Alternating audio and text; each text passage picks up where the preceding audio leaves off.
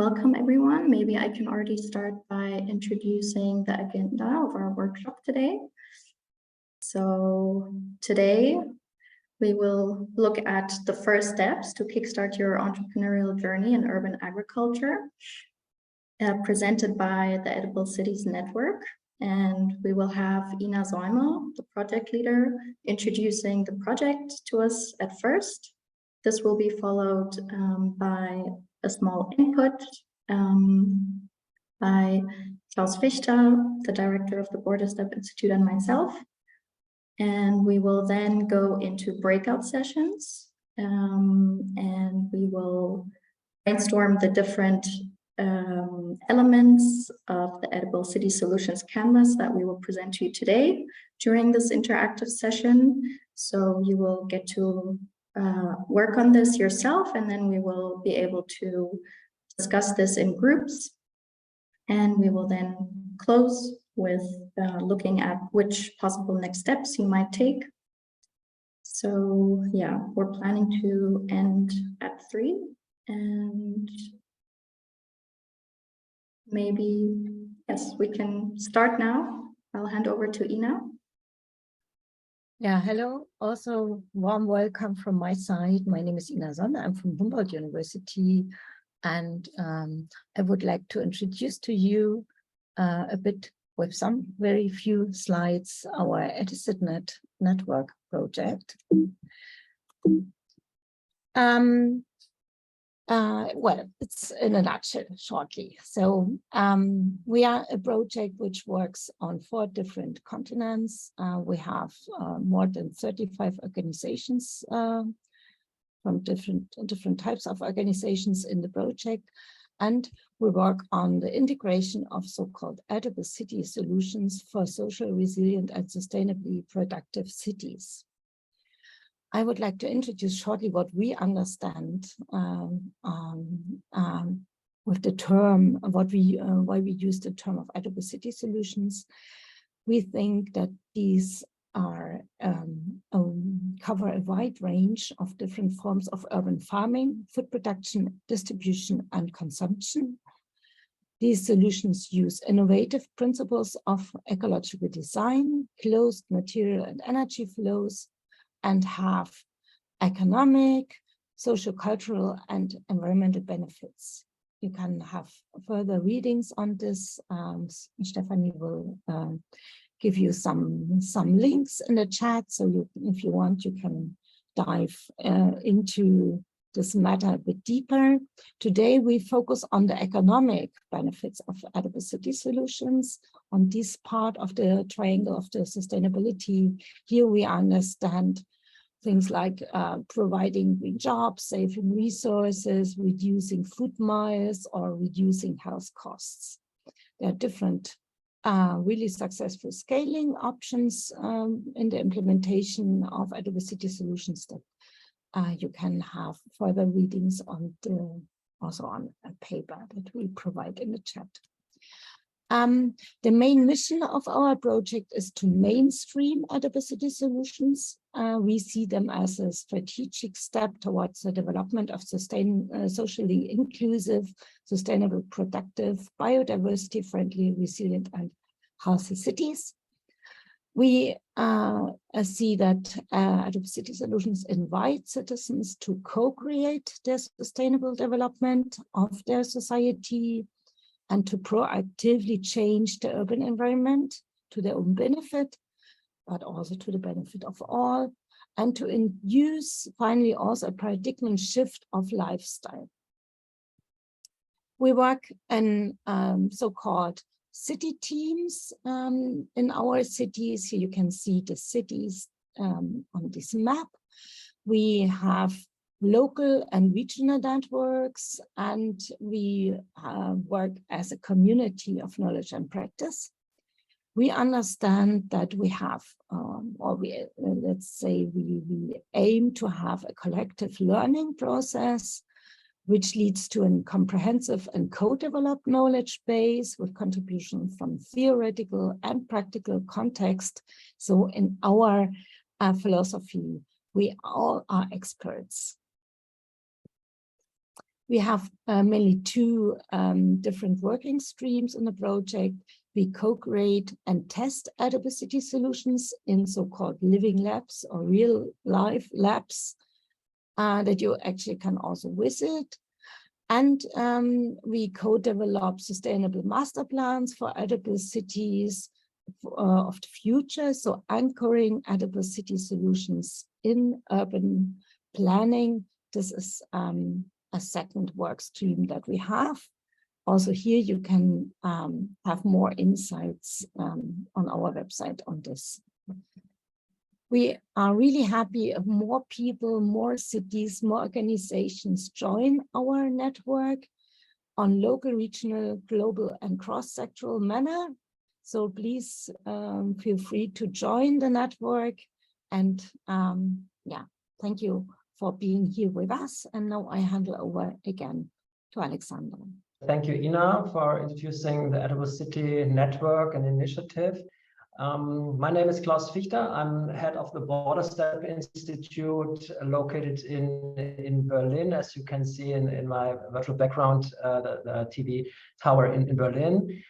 We are one of the partners in the Edible Cities Network, and we have been supporting this community within the last 2 or 3 years to develop very good tools and methods for what Ina just introduced, for co-creating, for starting new initiatives, developing it successfully.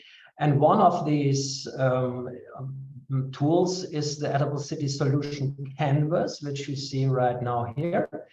And that's one of the tools we want to use today for make it practical and help you and support you and kickstart your idea. And Alexandra has been elaborating on that, and Alexandra will now introduce that tool to you and some examples, because we will go through the canvas, at least through some parts of it. And let me briefly also introduce to you Thomas Neumann, also from the Borderstep team. So we have 3 people here from Borderstep supporting you later on in the interactive sessions in getting ahead and kickstarting your initiative. Okay, so that was very brief from my side, and I hand over to Alexandra. Yes, thanks, Klaus. So as Klaus just mentioned, we will today focus on the Edible City Solutions Canvas, which is basically a tool to visualize your edible city solution, the one that you're planning to develop. And to get started, we want to look at 4 elements here, the first 4 elements. So describing the concept, formulating your vision and mission, formulating a sustainable value proposition, and also looking at who your customers or target groups are. So to dive in, I'll first introduce you to a very interesting edible city initiative based in Oslo, Young Beekeepers. They are a project in which a team of youth is trained to practice beekeeping while also learning essential professional skills, such as collaboration, communication, and entrepreneurship. And this project has been running under the Oslo Living Lab and by an SME called Nabolagshager. They are think and do tank that work especially in the field of social urban sustainability, and they provide different skills training programs. So you can see a group of youth here with the beehives on the rooftop of Nabolagshager. And so basically, this would already represent the first element of the ECS canvas. So describing the idea, giving a name that is short and memorable, and that should have an association with the theme of your solution, which will also be important for your marketing later on. And also diving into the different activities you're planning to carry out. So basically positioning yourself along the edible city solution value chain that you can see depicted here. On the left-hand side, you see you can position yourself as engaging in activities on land, or if you're offering a solution in the field of building integrated agriculture, and then basically moving along the different steps of the value chain. So yeah, this might be production, going on to transport, storage, cooling, processing, packaging, retail, yeah, basically positioning yourself and also looking at which elements you will include in your solution. So are you picking up on different circular economy principles? Are you integrating educational activities? Which communities are you operating in? So these are things that you can mention for this part. And next on, when looking at your vision and mission, these are basically important to provide orientation for your ECS model. They will give a sense of meaning and identity, and you will keep coming back to these as you develop your model and keep iterating on them. And looking at the vision specifically, the vision answers the question of what the future image is that you are working to achieve with your solution. So it's a guiding idea and a kind of long-term image of the future. And you can think in terms of the guiding principle, think global, act global. So formulating big themes that your solution falls under. So you will look at questions such as what is your long-term goal? What role do economic, environmental, and social goals play? Where you see your edible city solution in the future, for example, in the next 3 to 5 years, and what overall environmental and social contribution you want to have made in 3 to 5 years. And now the mission builds on the vision, but you basically formulate specific tasks that you will be performing along the way, and also talking about maybe the central values that are guiding you along the way. So if we go back to our example of young beekeepers, their vision is for all jobs to be green in the future. And their mission is to experiment with green jobs while empowering and employing minority youth in an urban farming context. Now, if we move on to the next element of the ECS canvas, this is the sustainable value proposition. And this actually builds the core of your model. So we could define it as a promise on the economic, environmental, and social benefits that an organization's offering delivers to customers and society at large, considering both short-term profits and long-term sustainability. So key questions that you will answer here are what value you are offering to your target groups and which specific customer or stakeholder problem you will solve with your solution. What positive impact are you creating for people and planet? And how is your value proposition aligned with sustainability principles? So for instance, here on the right-hand side, this will be principles such as efficiency, asking how do I minimize the resource use at production and use? So basically producing better, or looking at consistency, how do I design what I need sustainably?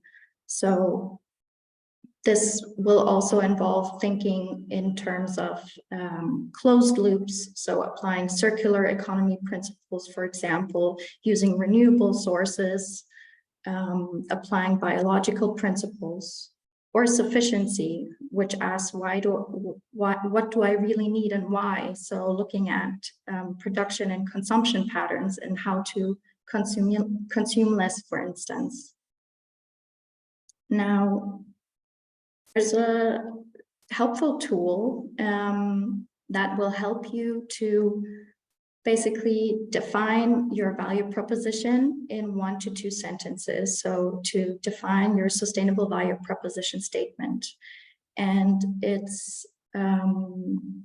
has 2 parts. So basically the first part asserts the value of the solution, while the second part focuses on positioning the value. So first off, you will list different target customers or beneficiaries, and you will decide on the customer or beneficiary. You will say what their need or opportunity is, what is their critical issue. You will name your solution to their problem, and you will also quantify the benefits of the solution. And then in the second part, you go on to listing competitors or cooperators maybe, and their alternative solutions, and differentiating your solution. So setting it apart. And going back to our example again, here in green, you may see young beekeepers SVP statement. So this might be for honey lovers who appreciate local, clean, and ethical honey and value the creation of green employment. The city honey that focuses on social sustainability by providing job creation and contributes to reducing inequality, unlike far-traveled honey, where little knowledge is available about the context of production. Our city honey is produced by young urban youth with their bee friends, made from the city's flowers.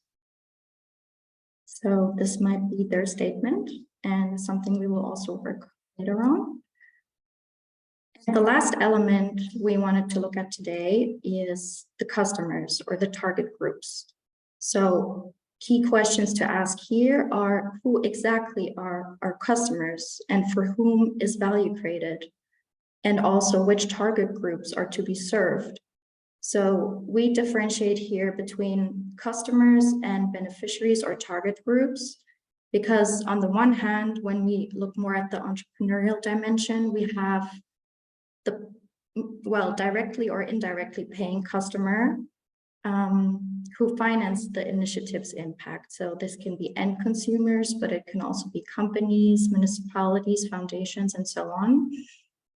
And the beneficiary looks more at who is the recipient of the social or environmental benefit provided by the solution. So this could be the local community receiving health benefits, new knowledge, and so on.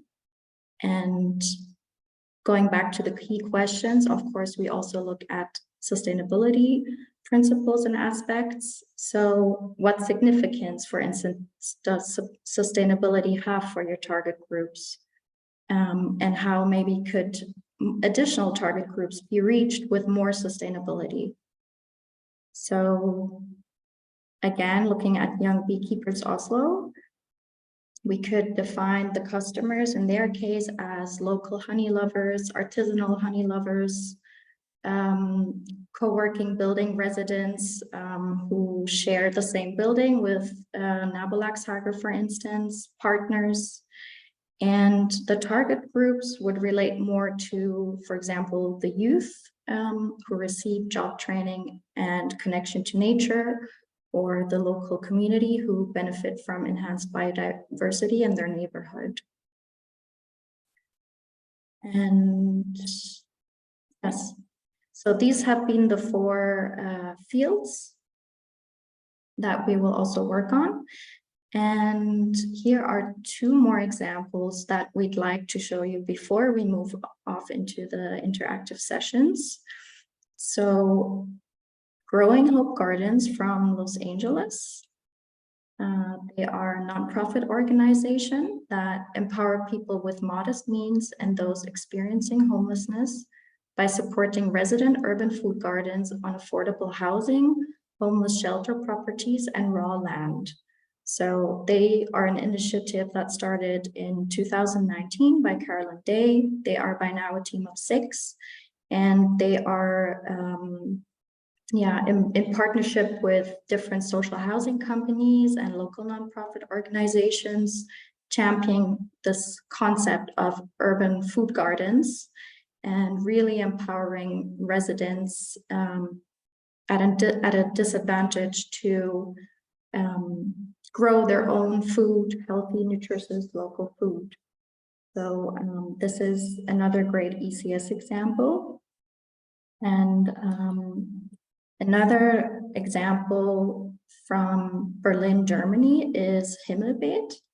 Himmelbeet is an intercultural community garden, and they promote urban greenery through community gardening, and they focus specifically on participation, self-organization, and environmental education.